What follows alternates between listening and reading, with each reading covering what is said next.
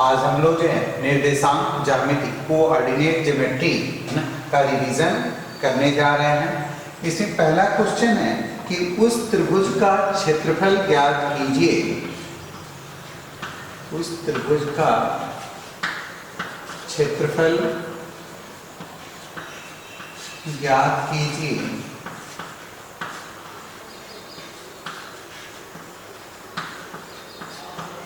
जिसके शीर्षों के निर्देशांक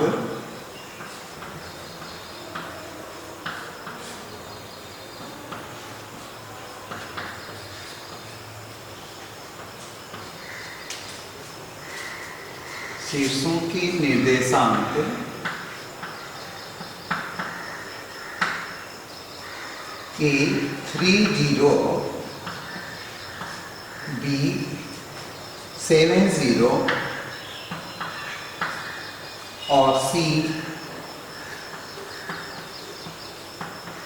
84 हैं। ये पहला प्रश्न आपको हल करना है।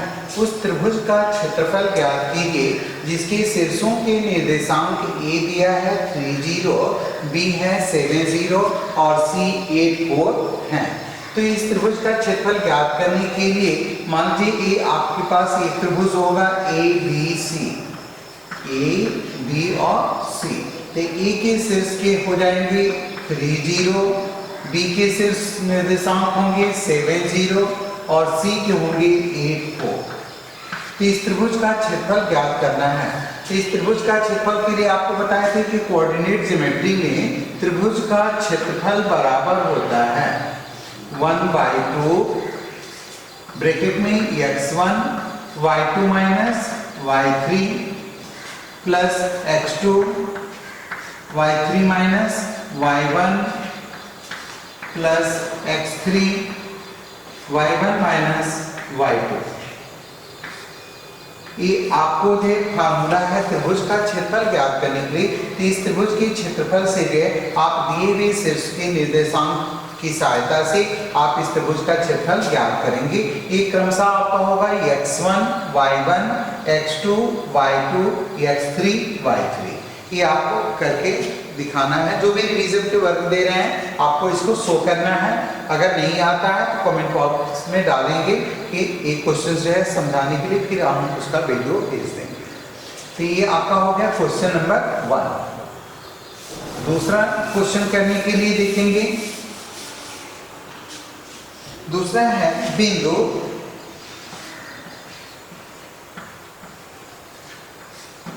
जीरो जीरो,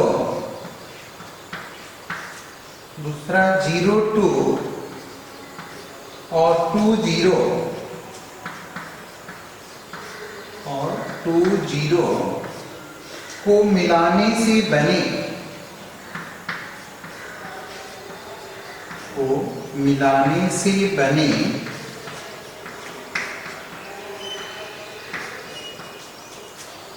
त्रिभुज का क्षेत्रफल ज्ञात कीजिए। त्रिभुज का क्षेत्रफल ज्ञात कीजिए। अभी हमने आपको फार्मूला बताया है त्रिभुज के क्षेत्रफल के लिए। जब ये तीन बिंदु जो हैं दिए गए हैं निर्देशांक 00, दूसरा दे रहा है 02 और तीसरा है 20। तो जब इसको मिलाएंगे तो हमें देखिए इन निर्देशांकों से क्या होगा, एक त्रिभुज की रचना हो जाती है। तो आपको सेम इसी तरह से आप इसको P मान लीजिए, इसको Q मान लीजिए, इसको R मान लीजिएगा। तो ये त्रिभुज का क्षेत्रफल क्या हो जाएगा, त्रिभुज PQR का क्षेत्रफल बराबर ना आप 1/2 in a big bracket x1 y2 minus y3 plus x2 y3 minus y1 plus x3 y1 minus y2। इसी सूत्र की सहायता से आप इस त्रिभुज का क्षेत्रफल ज्ञात करना है। आपको इसको ज्ञात करेंगे। तीसरा question, question number 3। Question number 3 के लिए देखेंगे उस चतुर्भुज का क्षेत्रफल ज्ञात कीजिए।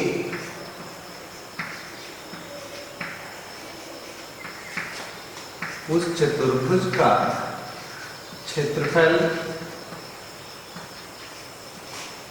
ज्ञात कीजिए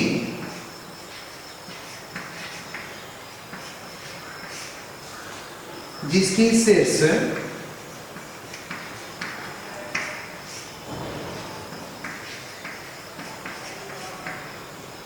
1 2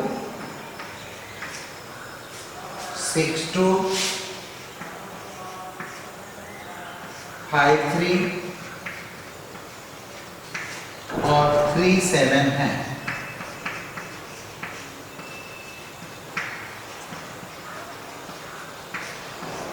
इस चतुर्भुज का क्षेत्रफल ज्ञात करना है।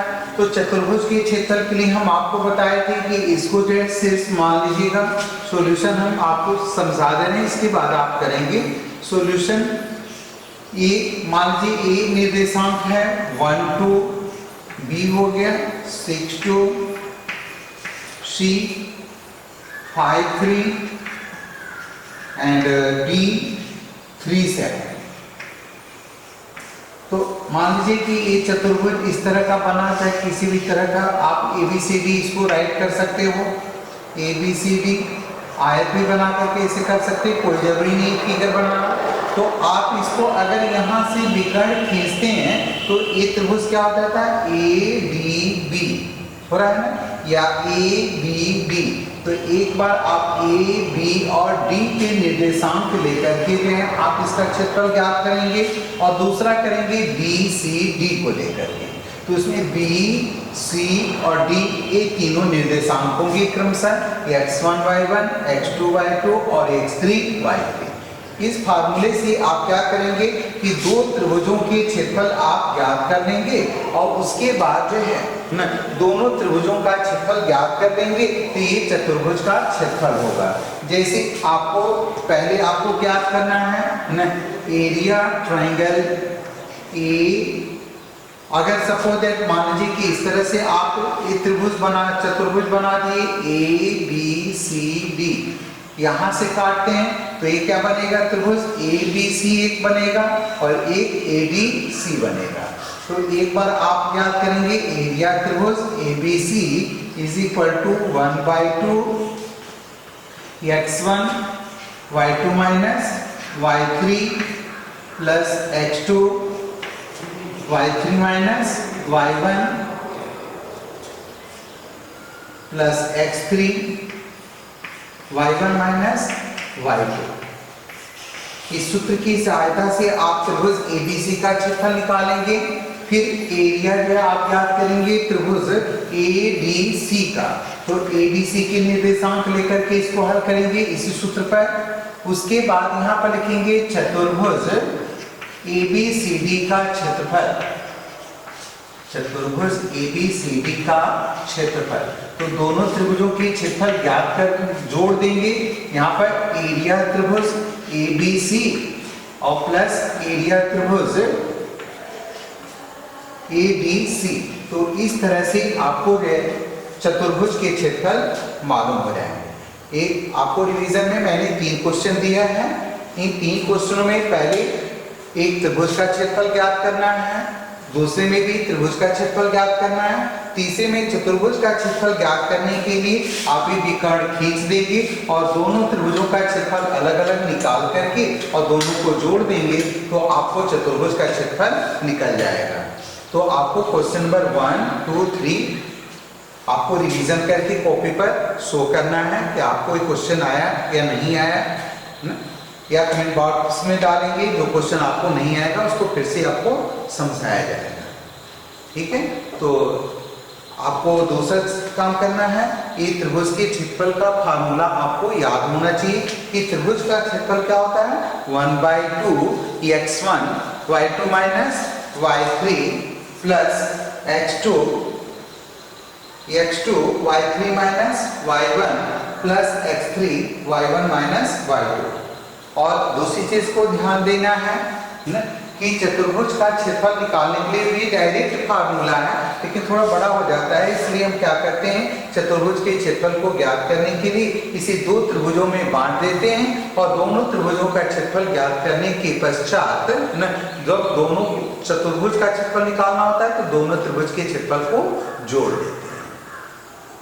ठीक है, तो ये रिवीजन आपको करना है। अब इसको मिटाते हैं। ये क्वेश्चंस जो है आपका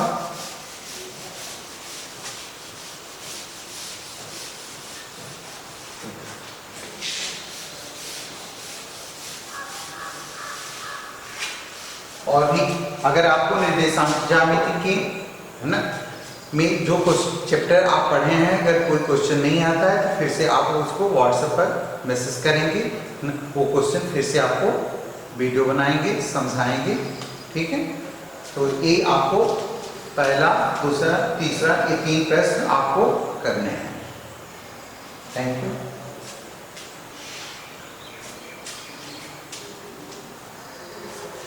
कोई डाउट तो नहीं है ना? ये तो सिंपल आप लोग पढ़ चुके हैं। संरेख प्रूफ करने के लिए हम आपको फिर बताएंगे, अब इस अगले वीडियोस में जो है हम आपको संरेख प्रूफ करने के लिए बताएंगे। संरेख होने का बॉन्ड क्या होता है, प्रतिबंध क्या होता है, और प्रतिबंध के अनुसार जो है आपको जो है संरेख सिद्ध करना, समचतुर्भुज प्रूफ करना, समांतर चतुर्भुज प्रूफ करना, ये सब चीजें आपको जानकारी होनी चाहिए। आपको समचतुर्भुज प्रूफ करना होता है तो क्या होता है, आपको ज्ञात होना चाहिए कि समचतुर्भुज के लिए आपको चारों भुजाएं बराबर होनी चाहिए। तो चारों भुजाओं को आप बराबर प्रूफ करेंगे और इसके विकर्ण को बराबर प्रूफ करेंगे, है ना। अगर दोनों विकर्ण बराबर आते हैं और चारों भुजाएं बराबर आती हैं तो इससे ये प्रूव होता है कि ये समचतुर्भुज है। ठीक है, तो आप ये क्वेश्चंस करके आप कॉपी अपनी शो करेंगे। Thank you.